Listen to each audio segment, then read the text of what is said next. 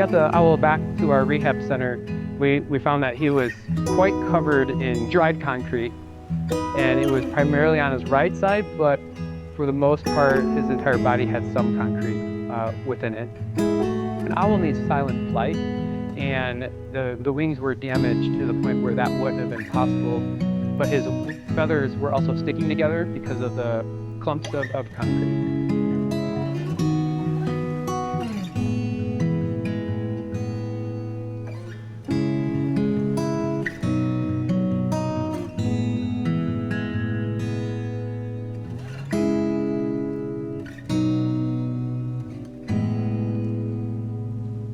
So the long-term prognosis for this guy looks really good.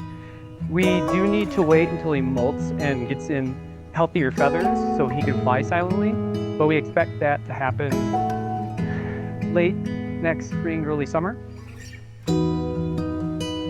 Once our owl friend recovers, we anticipate taking him back to near where he was found, not on the construction site, but somewhere that is a natural habitat for him, and release him and let him be.